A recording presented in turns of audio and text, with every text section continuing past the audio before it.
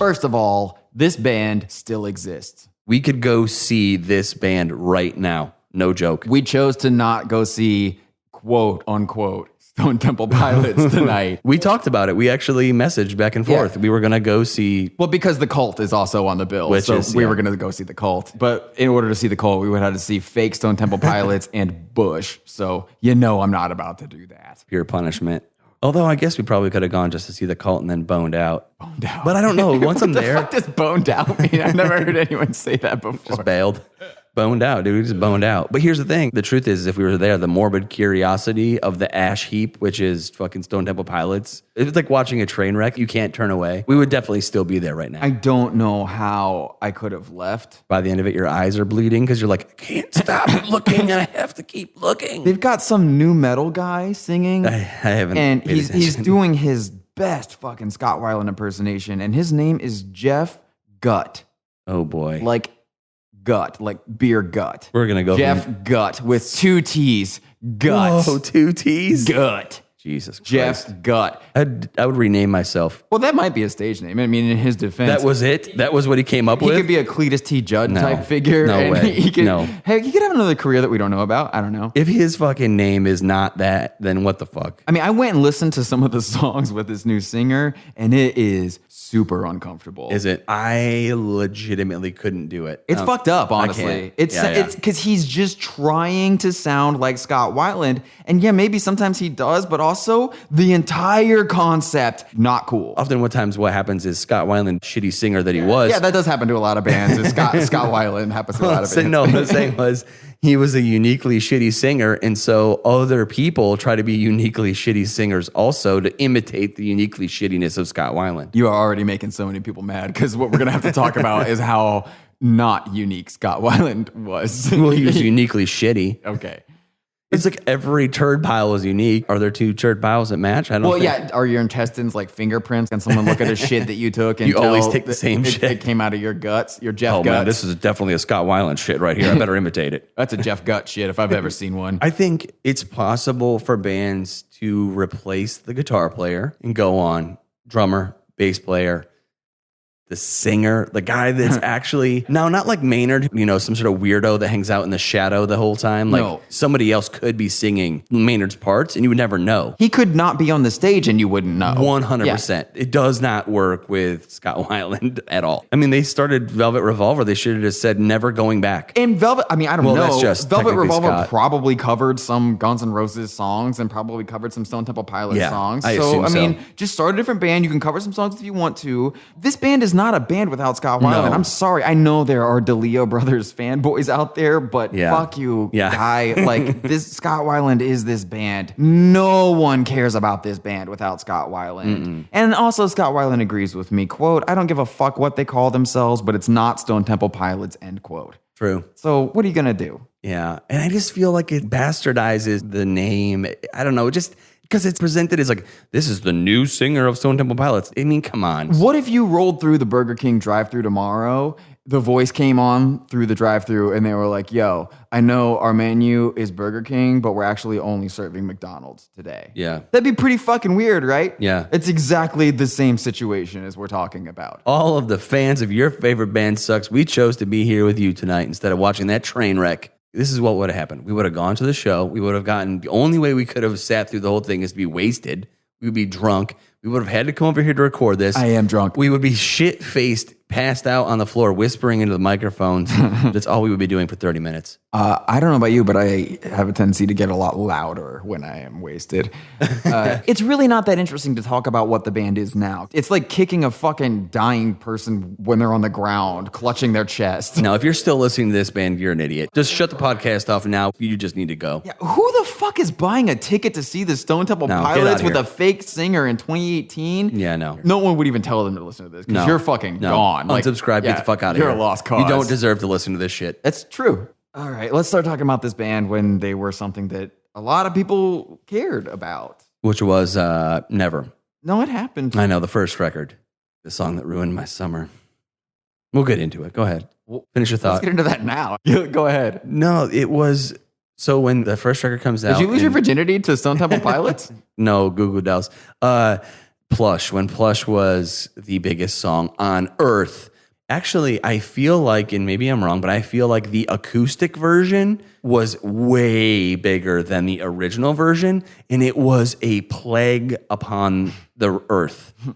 If you, at the time when CD players existed, you ran out of CDs to listen to, so you turned the radio on because people still listened to the radio back then, you were going to hear that song, and no matter what channel. So if you are on a top 40 channel, if you were on an easy listening channel, if you were on active rock channel, it does not matter. You were going to hear the fucking song. Yeah, it was a crossover. And after hearing it for the third time, I was just like, this is bullshit. I fucking hate this. I mean, there would be times, I'm really not kidding. There would be times when you would change the channel and it would literally be the next song that channel played. And you would be like, are you fucking, you couldn't avoid it. It's still, if it comes on, I fucking hate it. I hate that song. I hate the acoustic version. I hate the regular version. I fucking hate it. And I feel that when the dogs begin to smell her, get the fuck out of here. Get the fuck out of here. I can't even joke. That was so good. I can't even joke. That's not. For everyone, literally every other person who's not me and wasn't in this room, Mark Mosley just lost his shit when I did that, and it was worth it. I'm telling you, it's like a moment. It's like this, like it just washes over me, and I lose control. All right, I'm certain that someone's gonna get mad at me for saying it, but there should be no confusion as to what this music is. What this is pop grunge. This is shiny grunge. Do people disagree with that? I'm sure that they will. Well, fuck. This is the poppiest. That's actually a perfect way to describe this band. It is pop grunge. End of story. It's grunge from California. Sunshine grunge is great. So just north of them was sad grunge, and then south of them was grunge from a place that has sunny beaches and people with a lot of bleached teeth. How amazing would the world be if grunge never existed? Oh, better. I mean, rock music would still exist. It would. Grunge was the shittiest version of rock. You would be able to make a living with a guitar in the year 2018 if grunge had never happened. Yeah. Because post-grunge never would have happened. Which, by the way, if you think that I just made up a genre, go back and listen to our Nirvana episode and we talk about what bands are post-grunge and how they are the bands that murdered rock. Grunge inspired the music that killed all rock music. Stone Temple Pilots' first album sounds like it was produced by Butch Vig. It wasn't, but it fucking sounds like it. Yeah. And I mean, the guy who did produce it produced the Black Crowes' first album, and I don't remember his name, but just fuck him in general, obviously. I hope his career's over. God, please end this guy's career. Seriously. The Black Crowes. We might not even ever do an episode on the Black Crowes because you should fucking know better. There are bands that are so bad, we couldn't even do an episode on them because I can't imagine that anybody actually listens to them. The Black fucking Crowes. The fact that anybody would even say that their band was their favorite band just makes me sad. Ugh. It would just depress me. Hey, little thing, let me light Jesus Christ, dude, stop. I'm not in the mood for this singing bad songs. Here's how much Stone Temple Pilots suck. They cite Aerosmith as an influence. Jesus. Just imagine being a fan of that band. Like, if you are a self-proclaimed fan of Stone Temple Pilots and you read that, you should just walk away. Unacceptable bands, Aerosmith. No. You're not allowed to like this band. No. Aerosmith is terrible. They have one good song and it fucking blows. If we ever get a chance to like take this on the road or do something fun with it for real, people that with Aerosmith shirts should just be banned altogether. Like, not even as a joke. Ha ha ha. If you show up wearing an Aerosmith shirt, you don't get your money back and you have to sit outside. Honestly, even if you bought that shirt ironically. No, it's not ironic. You're still too stupid to be trusted with a debit card. Just wait till we do Aerosmith. And I really don't hear much Aerosmith in Stone Temple Pilots music, but you can find a video of them playing Sweet Emotion with Steven Tyler and Joe Perry. It's a little weird, though, because you can see that Scott Weiland has to have Steven Tyler whisper the lyrics of the song into his ear, like right before he sings each line. God. So like Steven Tyler leans over and whispers the lyric into his ear right before he sings it, which is, I mean, I don't know. You'd think if Aerosmith was such a big influence and they weren't just talking man, bullshit. we love Aerosmith. Cool. Why don't you know the fucking words to some of their their only good song? Why don't you know the lyrics to their only good song if you like that band? Should we do Ragdoll instead? Do you know the lyrics to that? Of course you fucking don't. Right. Stone Temple Pilots are just an anxiety-inducing band for me altogether. Just hearing that story, thinking about Plush just immediately gives me anxiety. I just see that and I'm like, oh my God, it sends shivers down my spine. Yeah, I mean, you weren't kidding a minute ago when I snuck that I lyric in. You could see it on your face. It was like an involuntary reflex. Yeah. If you want to know where this shit really came from, which definitely wasn't Aerosmith, just look at the big four of grunge. You got Alice in Chains, Soundgarden, Pearl Jam, and Nirvana. Yeah. If you throw those four bands into a blender, you get Stone Temple Pilots' first two albums. It is like they stole from their friends. The LA Times called this band the Stone Temple Pirates because of how much they stole. They took shitty rock and roll and made it shittier because they copied it and just shitified it. Shitify. Yeah, you trademarked Shitify by now, right? Yeah, I think that's going to be on a shirt. So David Spade, I think it was when he was doing the weekend updates on Saturday Night Live. Could be wrong about that, but David Spade said he liked Stone Temple Pilots better the first time when they were called Pearl Jam. Matt Cameron of Pearl Jam called Stone Temple Pilots painful to listen to. He's right. I don't know if he just meant their music or the reunion period or the entire thing from beginning to end, but if you've got a member of Pearl Jam saying your band is bad, then you know your band is bad because Pearl Jam is an extremely bad band and they're looking down on you. Just imagine a shitty band saying your band is shitty. Yeah, I know. Imagine if Paul McCartney was like, oh my God, that band is so bad. You would just have to quit at that point because one of the worst guys to happen to music just dunked on you. It's not a good situation. This would be a career-ending thing right there. Give up, go home. I remember when these guys came out thinking they were... Oh, by the way, we should say this is the best grunge band. Of course. This is, of course, the best grunge band. They're just still also fucking terrible. I would say they were by far the most accessible, true grunge band. Because I don't consider Pearl Jam to be a grunge band. They were just like a shitty, weird mumble. They were like mumble rap before mumble rap was... It was like mumble rock. Pearl Jam was homeboy was obsessed with Stevie Ray Vaughan, and then other homeboy was obsessed with Hendrix, which... Get the fuck out of here. So here's what I can say. Stone Temple Pilots is better than Alice in Chains. Stone Temple Pilots is better than Soundgarden. Stone Temple Pilots is better than Pearl Jam. And Stone Temple Pilots is a lot fucking better than Nirvana. But this band fucking sucks. Yeah, see, I disagree on all those things. You don't think Stone Temple Pilots is better than any of those bands? I think Stone Temple Pilots is worse than Alice in Chains. I think they're worse than Pearl Jam. What? Yellow Ledbetter Pearl Jam? Yeah, way worse. Way worse. What's the one? I feel like Better Man? Dude, Better Man, go fuck yourself. Stone Temple Pilots is not worse than Better Man. Yeah. You need to have some time to think about this. The example that you're using is Better Man of all fucking Pearl Jam songs? Flow. You're fucking crazy. Nah, dude. Even Flow no sucks. fucking way. Even Flow's a dumb song. Well, yeah, it's dumb. They all suck. All these songs suck. This is so hard because on a scale of suckiness, this is the worst scale to play in. Yeah. It's really small differences right. that we're talking about. My point is that Stone Temple Pilots is... I wouldn't even put them in the same category. It was just, they're a pop band, dude. You don't think Stone Temple Pilots is better than Nirvana? Yes, I think they're better than Nirvana. Okay, all right. I just think that, and I'm not making excuses for that, but I think that when you said that grunge pop, whatever pop grunge, it is equally parts pop as it is grunge. Oh, yeah.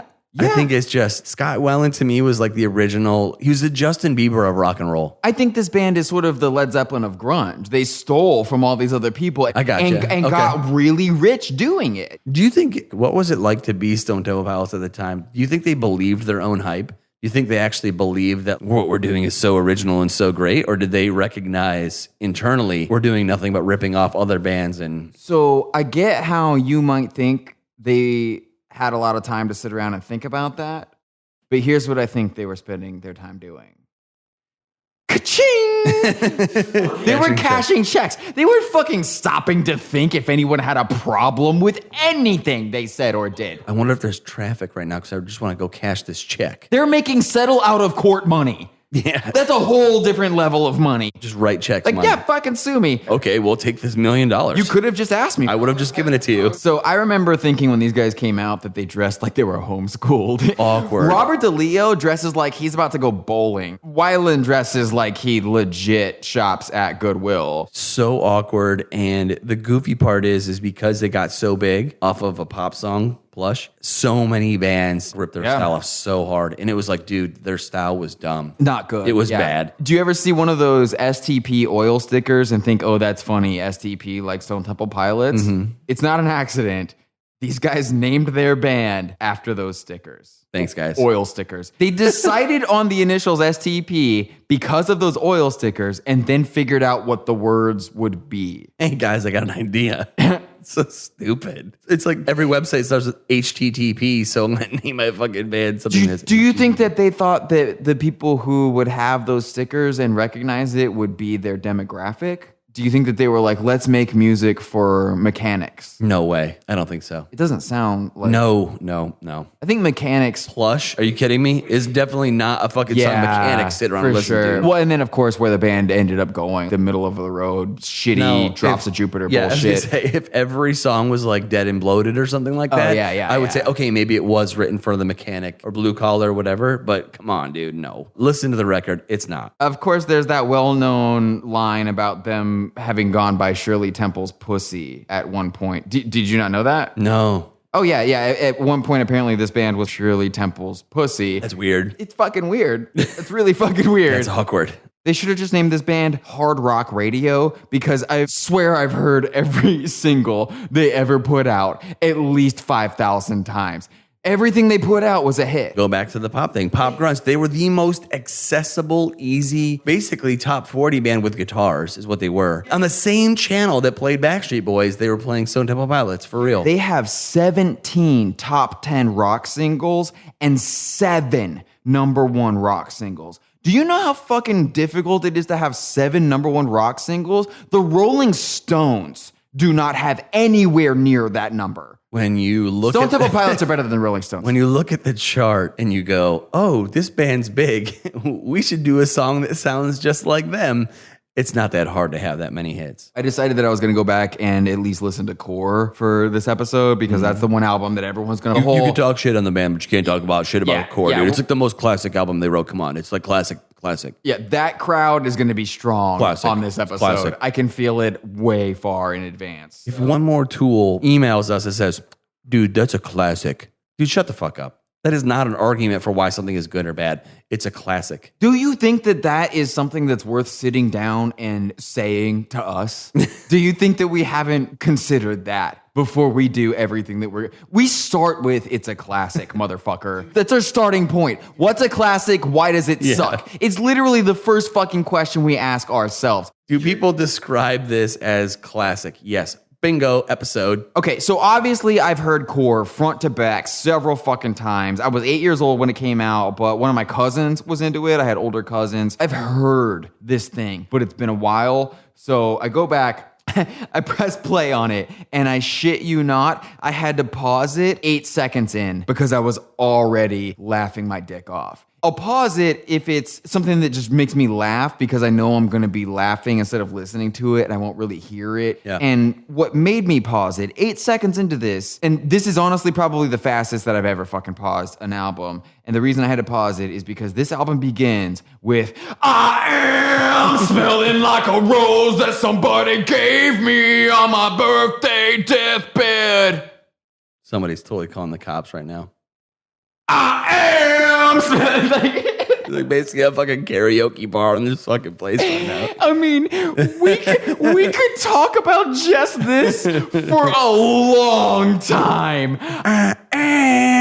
I could do half an hour on this. If you look up, please do this. Please look up any video of Stone Temple Pilots playing this song in front of an audience. He does the microphone in front of the megaphone thing for the vocal effect. They usually do this drawn out jam thing to intro the song, and then he finally does, I am. And he goes through the first whole line. And as soon as he gets done singing the first line, everyone in the crowd starts singing the second line without waiting. Right. For him to sing it or wait. start. It's the rhythm of the fucking song. You wait. Right. Every single fan of this band has such bad rhythm. Watch Scott okay, and here's where the crowd starts singing in the wrong place, and then I wait, and then I start singing in the right place. Every single fucking time. That's so awkward. It's brutal. You always find the most fucked up videos. It just well, no. Please allow me to make myself clear. I didn't find a video. I found 25 videos of them doing this song live, and every single one the crowd is wrong. And it's always brutal to watch a band suffer through their fans' idiocy. You know what that is? That's the equivalent of assholes that write songs that end, but they don't actually end. Right. So they play the song live, and people start clapping, but there's actually still another verse left. That to me is the most embarrassing thing. Do you know what I think it would be like? I think it would be like if you were a parent and you raised a kid that was just a fuck up. Like the parent is the band and the kid is all the fans, and you raised a kid that was just constantly fucking their lives up. You just can't do anything about it. I'm a shitty parent. I guarantee that Stone Temple Pilots knows they're a bad band because of how awful their fans are at singing their fucking songs. How hard is it to sing along to a song? Yeah, you don't have to do shit. I'm trying to think of all the times I've seen bands play where something like that happens, and it is the most embarrassing thing. It's awful. 100. Because the band knows. Seriously, after like the third time playing it live, and if that happened to every show, I would just change the fucking song. I would just say, yeah, fine, you're right, fine. That's how we sing it now. Right. Fuck it. I probably could talk about just this part of this song for a solid 15 minutes, and I don't know whether we should start on the lyrics or the production. So whatever you want to do. The lyrics? All right. So the lyrics, I am smelling like the rose that somebody gave me on my birthday deathbed. This is damn near Interpol levels of meaninglessness. It's just word salad. In fact, the Interpol guy may have even been a Scott Weiland fanboy because STP lyrics almost never make any sense at all. It sounds like some incoherent rambling on mushrooms. If you're like eating a shit ton of mushrooms and someone goes, say words, and you just can't really talk because words are meaningless because you're tripping your balls off, and you just go, I'm just like smelling roses on my. I'm gonna give me on my birthday deathbed, and you're like, it's so deep, dude. Let's turn it into a song. The first thing that stands out to people is obviously birthday deathbed because that which makes no sense. Doesn't fucking mean it's not a thing. It doesn't mean anything. At first, you might think he just means someone died on their birthday. The next line has him saying he's dead and bloated, so you're like, yeah, they're dead on their birthday. But then after that, the rest of the lyrics are clearly not about a dead person. The rest of the lyrics are clearly about a person who is alive and like moving around and functioning in the world. So it just doesn't make any sense. I'm trying to make sense of it, and I hate it because I'm actually like trying to dissect it. It doesn't make any sense. I'm trying to right now actually think of what it might mean, but it makes no sense. That's the first thing that obviously would get your attention. But here's my thing. Here's my pro level concern. I want to know about this rose. Specifically the rose? The rose that someone gave him and why he's smelling like that rose. Because... Go ahead. You go ahead. I was just going to say, this whole thing, it makes me think of how Tool fans try to dissect the meaning of everything that he writes. So let's do that with Stone Temple Pilots. Here's my question. Is today your birthday deathbed, or was your birthday deathbed a long time ago? Because you're dead and bloated. I want to know how long it took before you decided to rub a rose all over your body, because that's the only way that you're going to end up smelling like a rose. You're smelling like that rose. If you just rub it all over just real nasty like. Yeah, but how do you do that if you're dead? And are you dead on your birthday? But see, if you're bloated, you're probably been dead for a minute.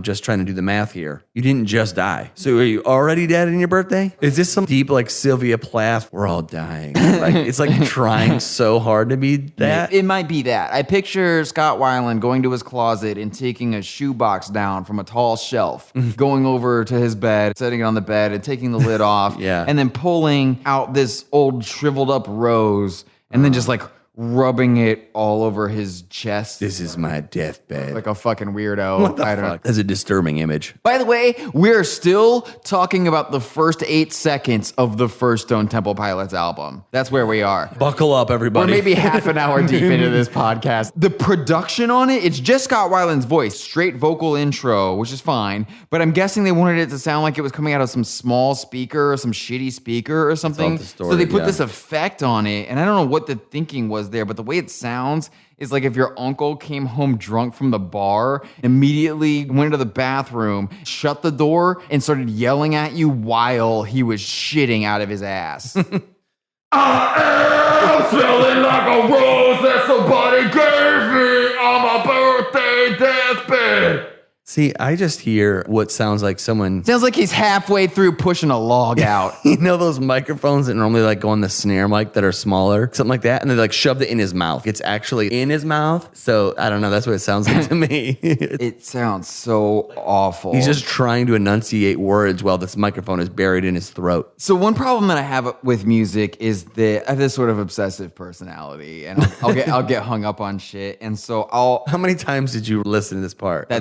Yeah, I really did listen to it probably 150 times. I'm not exaggerating. And that was kind of a problem because I was really just trying to listen to this album, trying to get through the album. All the songs just sound the fucking same, you know? I would get bored and I would just start it over so I could hear the part that I knew was going to make me laugh again every time. I would get to like track 5 or 6. God, this sucks. And I would just go back to the beginning just so I could hear, just punishing yourself with this over and over great. again. It's so fucking terrible that it's so funny, man. And the whole time you're seriously like, what the fuck is he talking about? What the fuck is he talking about? I'm trying to understand what the fuck is this? Basically, it took me a long time to get through this album. Just working your way through it. See, I can't. I can go through it until I get the plush and then I'm done. I can't do it, dude. I literally can't listen to the song. It starts playing, I hear the guitar part, and I'm done. I'm out. And I can't listen to anything else they've ever done. Well, I'm sure you've heard people talk about how that song is influenced by JonBenet Ramsey. I feel like I've heard it. I don't remember. When the dogs begin to smell her line.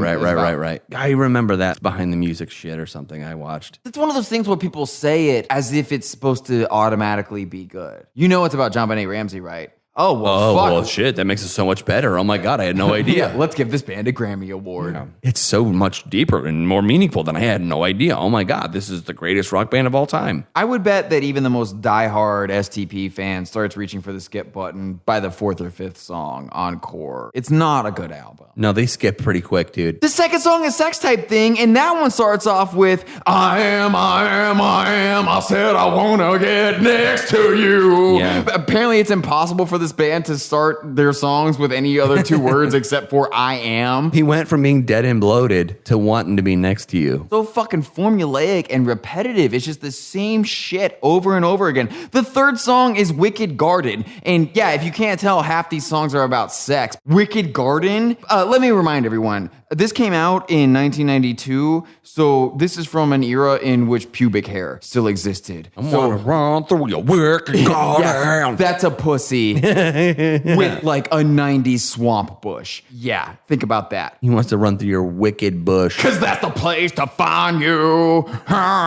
He can find you in your bush, and you can find him dead and bloated. This dude's fucked up. I think so. Then what's the next thing? The 4th track is some horribly boring instrumental, and the 5th song is Sin, which sounds like they ripped off 3 or 4 Led Zeppelin riffs and just played them backwards or something. They also use Zeppelin's genius idea of making songs that are way too long and putting god-awful guitar solos in the middle of them. This song, Sin, is 6 minutes long, and it has one of the worst solos I've ever heard. So this is a thing I think people should do. Your friends, if your friends listen and they love Stone Temple Pilots, and they say that Core is their favorite album, say name 5 songs off the record. How about this? No, name 2 songs that aren't Plush, Dead and Bloated, and Wicked Garden. Name 1 non-single. There you go, bingo. They can't do it. Let's go. No, wait, because people go, oh, I love Core. It's such a great record. No, you like 4 songs. People don't even know that there are other songs besides those 4 songs. Well, I think that they know that there are other songs that exist on the album. No, it's Dead Space.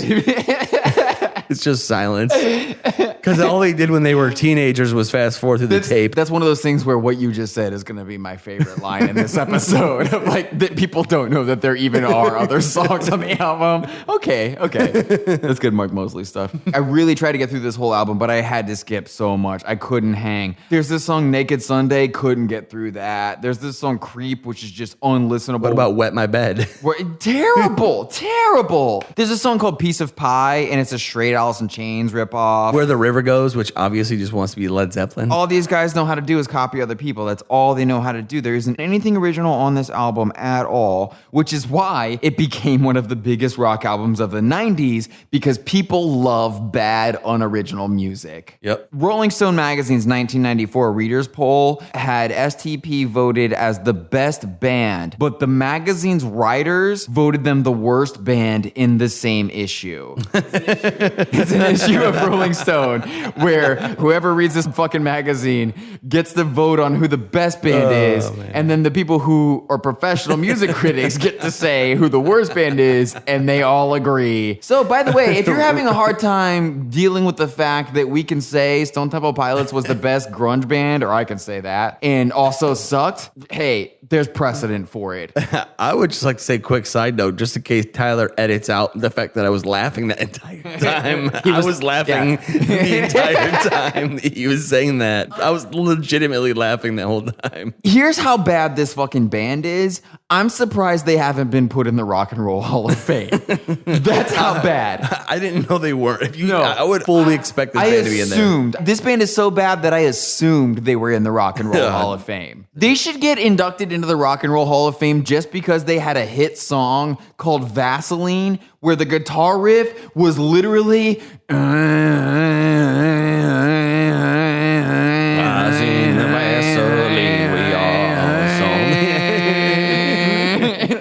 That's a fucking guitar riff. You can make millions of dollars by doing that on a guitar. Which it kind of actually sounds like a slowed down version of Dead and Bloated. If you could be one of the biggest rock bands on the fucking planet with this guitar riff, what are we doing? Flies in the Vaseline we are. I'm not sure there's a live video of this band playing any one of their songs where Dean DeLeo doesn't fuck up the guitar riff to his own song. The thing is, I don't play guitar. I feel like I could play these riffs. It's just ascending and descending. Right. Like that song Down. Right.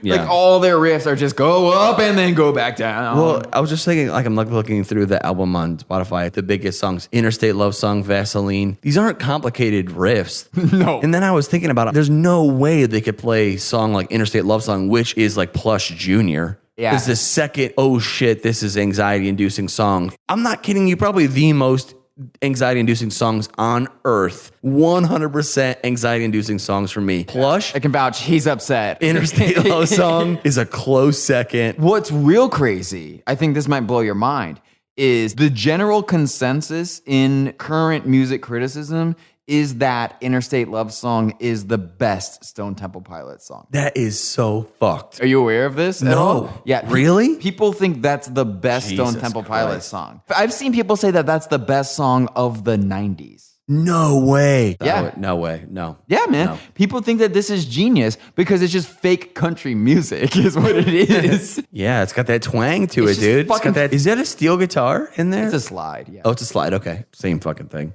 All right, we're skipping around a lot, but we talked about Core a lot. After Core, they do Purple, which is basically just Core Part. In the Vaseline we are. Core Part 2. Vaseline, Interstate Love Song, huge song. And then Tiny Music, which has a longer title that only assholes say the whole thing when they're talking about this band, so I'm not going to do it. From any title that has ... in it. Tiny Music, ... Songs from the Big. Get the fuck out of here. Remove this Fiona Apple bullshit. Did they have any hits off that, really? I mean, I don't really... I think Big Bang Baby and Tripping on a Hole in a Paper Heart was definitely a hit. Hit play on that for a second. Oh, yeah. I'm pretty sure Lady Picture Show was a hit. Oh, Lady Picture Show was. And that's really where you can see the turn that this band makes, because that's how you end up at Sour Girl, is Lady Picture Show. There's no way, if you started off loving this band with Core, that you get to Lady Picture Show and you actually consider yourself a fan of the band still. Well, Tiny Music starts off with this weird sort of lounge music, elevator music thing that would be one of the most baller moves in history if that was the sound that they decided to switch their entire band to. But it turns out it's just some stupid intro. Press play, dude. Just press play. To what ends up being a very awful album. So stupid. This is the album where they really start turning down the distortion and they get a lot poppier. This is where they just become a pop band. Here's what's fucked up is this is also where a lot of people start giving them, oh, this band is good now because they changed and started doing this thing. No, most bands do this. Most rock bands have a hit with a softer, slower song and then gradually sneak more of that sound into their sound. That is the most formulaic thing you can do as a mainstream rock band. And it's all that Stone Temple Pilots did. So anyone who wants to kiss their ass or get such a brave move to pivot to commercial sounds or whatever, no, it's the least brave move. The truth is if Justin Bieber existed, that's what it would be. It just, he didn't exist, so people couldn't make the parallel. Chasing after dollar signs. It would take me all day to list bands who started off as rock bands, had a hit with some and fucking chased it forever. Lukewarm song. They just do that over and over again. The fucking Red Hot Chili Peppers. The acoustic version of Plush being as big as it was the worst thing that ever happened to this band. By the time you get to Big Bang Baby, oh, this is clearly now just a pop band. If you make it through Big Bang Baby, there's no way you make it through Lady Picture Show. No way. That is an atrociously bad song. Lady Picture Show is a truly terrible fucking song. So bad. There are other songs. I mean, there's a song, And So I Know, Art School Girl. I can't handle these songs. I can't get through this shit. I don't know how anyone could. Tripping on a Hole in a Paper Heart. I've also seen this song called Their Best Song. What? So it's so great. It's so genius. It's like, no, that is not good. It's not good music. What fucking trash website do you read? Is it literally trash.com? It is, yeah. It is. I don't know what drugs you have to do to think this is awesome, but if you guys have them and I don't, please share. You need to share that now. I want to be as high as you are, for sure. I want to believe this is good. Here's some lyrics from Art School Girl. I got a girlfriend, she goes to art school. I got a art school girlfriend, yeah. I got a girlfriend, she got a girlfriend. We got a girlfriend, and she gotta go. She left her home from sweet Alabama. Rose, Alabama for the city. New York City, yeah. Then he repeats the line, I told you 5 or 4 times. What's going on here? Seriously, if you're a fucking college student and you're paying money to have some old motherfucker teach you about music or some shit, which by the way, congratulations on being a fucking moron. But if you are, please ask your music professor to talk about this song in class. Because this is the dumbest shit I've ever heard on an album that has sold this many fucking copies. Ask them to talk about it and then record it and send it to us. The chorus of the song is him going, I told you 5 or 4 times, 8 times, which isn't 5 or 4, so I don't fucking know what the fuck is going on here. I told you 5 or 4 times, 8 times. I wish we were live. Fuck this shit, dude. Fuck this shit. I wish people could see how animated you just got. Tyler was extremely animated with us. Sour Girl. What is Sour Girl? What even is this song? This is the end of Stone Temple Pilots, period. This was a massive hit song. Well, people are fucking idiots. People are fucking dumb. Buffy the Vampire Slayer was in the video, so everyone thinks it's fucking great. It's not great. It's awful. This is the worst shit.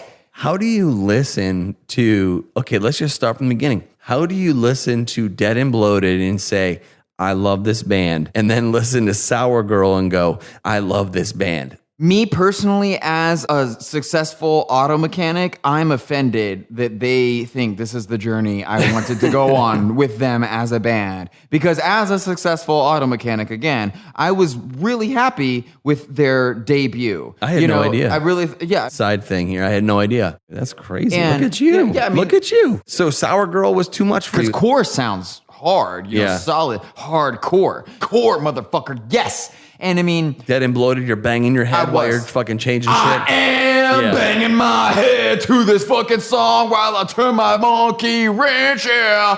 I am. Jesus, this is awesome. You just got whole new lyrics. It's great. But no, when it gets to Sour Girl, I feel betrayed by this band. Totally fair. The lyrics of the song are pretty creepy. I don't know if you've ever analyzed I have listened to this song beginning to end maybe 3 times ever in my life. I remember the first time I heard it, and I remember thinking, wow, this band has gone off a cliff. The entire chorus of the song consists of the words, what would you do? What would you do if I follow you? What would you do? What would you do? Yeah. If I follow you. This is from the same band that wrote, I am smelling like a follow you. Come on, man. What would I do if you followed me? What would you do? I would probably call the cops, motherfucker. If I followed you. Why are you following me? Because I'm dirty and bloated. I would probably call the fucking cops, I think. Yeah, no shit. Especially... Don't be sour, girl. Oh, also in the words, he says that he met the girl when she was a teenager. So the girl that he's following is a teenager? All right, Scott. We're getting into some Weezer territory here. I think you shouldn't be following this girl. I'm just going to throw that out there. It's a bad idea. Don't do this. The optics on this look bad. Aren't good. It looks bad. Don't follow teenage girls and ask them what they would do if you follow them. Honestly, I want you to know that I'm leaving every single clip of you singing in this episode. It's so bad. That whole album is very, very bad. I never listened to the record. You couldn't go anywhere without hearing it. The album? That album was all over the place. Between Sour Girl and the song Down, which also, again, sounds like a completely different band. If you listen to Down and then you listen to Sour Girl, you do not think you are listening to the same fucking shit. Here's some collateral damage real fast. Stone Temple Pilots is heavier than Tool. Listen to like any of their heavy songs and the riffs are entirely better than Tool. And if you had Danny Carey drumming for Stone Temple Pilots, it would make it worse because here's the thing about Tool, no one wants to hear that shit. Circle jerk drummer bullshit. Go fuck yourselves. Oh, how good am I? Did you see how fast I played that fill? Oh my God, I'm great. And here's how little they were actually even trying when they made this album is that it's called Number 4. It's their 4th album and it's just called Number 4. Number 4. Yep, print it. Yeah. Fucking. What do you guys want to call this album? 4th album. Let's just call it Number 4. STP, y'all. Have you ever seen how Scott Weiland dances? Like a worm? This is what he dances like. When I'm reading my son this book, and we get to the part where it says, wiggle like a worm, I think of Scott Weiland. Do you have kids' books that give you stage directions? This is a kid's book, and it says, wiggle like Scott Weiland, and in parentheses it says worm. All right, so here's what I think it looks like. I have no idea what these things are called, but we all know what they are. You drive by car dealerships. It's always a car dealership. And it's like a 20-foot tall thing, and it's supposed to look like a crazy dancing guy. The wiggly guy. Yeah. What's that? I don't know. Wacky waving inflatable tube man. Is that what that's called? It's wacky waving, flailing, inflatable tube man. It's flailing all around because there's air blowing through it. And they're like 20 feet tall, right? Yeah. They're pretty big. Yeah. Like all different colors. And that's what I think Scott Weiland dances like. That. Wacky waving, flailing, inflatable tube man. You should do commercials. Well, it was from Family Guy. So you're saying Scott Weiland could literally be replaced by a wacky waving, flailing, inflatable two man? Here, I'm pretty fucking weirded out by the guy. Like, he just weirds me out, I guess. Oh, do you want to know how much of a serial killer I think Scott Weiland probably was? Motherfucker recorded a Christmas album. That's how much of a psychopath. Yeah, psycho. Dude, never trust anybody that records a Christmas album. And it's his 4th solo album, so it practically took him no time to just make a Christmas album. Oh, it's my 4th album? Let's do Christmas. What if fucking Led Zeppelin, instead of making Led Zeppelin 4, did a fucking Christmas album? That's probably news to a lot of people. Again, this is where you stop listening, because what the fuck are you thinking, dude? You go back to, I think it's our 3rd episode, that is just about how much all Christmas music sucks, and the people who make it are fucked up, and you're fucked up if you like it. No, you cannot say that somebody is rock and roll and that they put out on a Christmas album in the same sentence. You just can't. Your tongue should explode out of your head. Oh man, Scott Weiland was just like rock and roll incarnate. Oh, did you listen to his Christmas album? Boom, your head explodes. That's what should happen. I actually listened to some of it. I can't believe it, dude. That's amazing. It's awful. Well, it was difficult. Which part is awful? The Christmas songs or the fact that Scott Weiland, jingle bell, jingle bell. Yeah. Do you jingle? No, if you could imagine Scott Weiland doing his best imitations of Frank Sinatra, Bing Crosby, Elvis Presley, all these old assholes who sang these songs and singing the exact same songs That's all Christmas music is the same fucking songs sung like this. Yeah. Just for real, go fuck yourself. Leave me alone. Like, this is harassment. But you know what's fucked up is it probably sold like 100,000 copies or something like that because people are idiots. Who the hell wants to sit around their family? It's a nice romantic night, Christmas Eve. You want some eggnog and listen to Scott Weiland's Christmas rock? Who says that? Virgins. We got to stop talking about Christmas music or this whole thing is going to go off the rails. Dude, I'll get mad. I'll get mad about a completely separate subject. I'm just blown away that he wrote out a fucking Christmas album. I would like to say real quick, in a moment of seriousness, drugs are fucked up. We obviously didn't talk about it because it's really not funny. It's not funny, and it's not fun to make light of. The fact that people oftentimes do drugs in rock bands and end up being in really bad spots. I've seen videos of Scott Weiland, and I know enough about drugs to be able to recognize that he was on them, and I don't laugh about it. It's fucking terrifying. This episode's ending on a real bummer, Mark. I don't know why you wanted to talk about this. No, because I wanted to say it was like I was trying to think of I've been in the music business for so long, and I've watched so many people go down shit roads. And if you are like a musician and you want to, get into music, there's something you need to know about the music business is drugs are everywhere all the time. When you get to a certain point, everyone is going to offer you free booze and free drugs all the time. Yeah, they're going to say, hey, drink this. Hey, take this. Hey, put this up your butt. When somebody says... Wait. Who said that to you? I'm just saying. People say that shit. The point is don't fucking put stuff up your butt. No.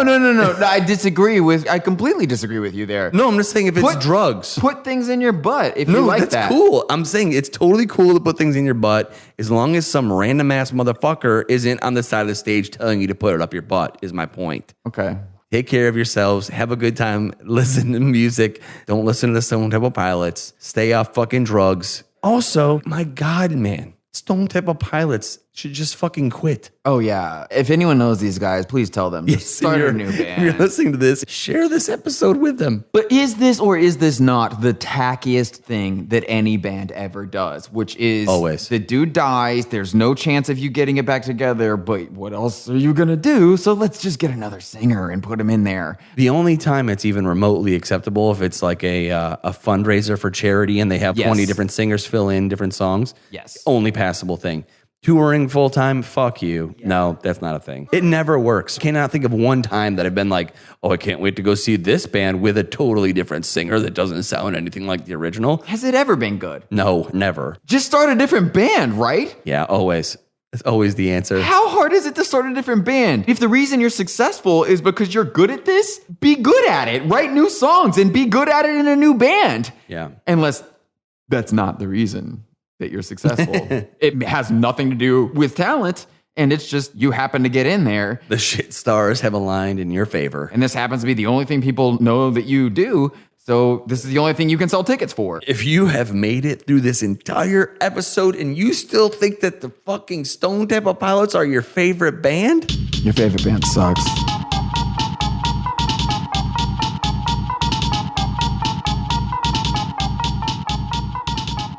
You're welcome for another episode of Shirley Temple's Pussy. You know, a lot of people think we're so mean. This podcast, it's such an awful concept. They can't believe anyone would do it, etc. Well, you better believe it, because we are doing it, and you're probably outnumbered by the people who are going to like it. But if you really do think Mark and I are so mean, check this out. While getting ready to do this episode, I came across a Pitchfork review of Stone Temple Pilots' Tiny Music album. This is a great example of the difference between being funny and being a complete piece of shit, and it's also a great example of why so many people hate the whole website Pitchfork, because this review was published on Pitchfork. It was actually written by the founder of the website Pitchfork. I'm just going to read the last paragraph of this review here. It starts off making fun of Scott Weiland's lyrics, which is totally valid. Quote, other insightful lyrics on the record include, I can't walk, I can't talk, booze, I can booze, steal your shoes. He's a poet and we don't know it. So Scott, here's what you do. Get out of bed, tie yourself off, and fall directly into space forever. But don't just do it for yourself. Do it for me. End quote. Earlier in the review, referred to Scott as a, quote, drug-addled son of a bitch that should have OD'd a long time ago, end quote. I assume I don't need to spend very much time talking about how unacceptable this album review is. The fact that it exists is unacceptable, let alone that it was published by what is now generally regarded as the leading authority on music in the Western world.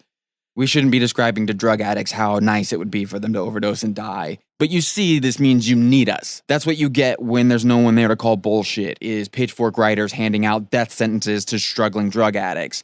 The real amazing thing about that whole indie tastemaker scene is you could find perfectly valid reasons to hate it, even if they weren't morally bankrupt with insufferable personalities. Just look at the bands they make famous. Does anyone really believe a band like Modest Mouse could have been successful enough to deserve an episode on this podcast without these scene kids gaslighting each other into saying it's good? There's no chance. And just to prove it, we're going to be nice and give you that Modest Mouse episode that neither you nor they deserve next week on Your Favorite Band Sucks. I know that's a long wait for someone with nothing to think about, but unlike a Modest Mouse album, this will be worth it.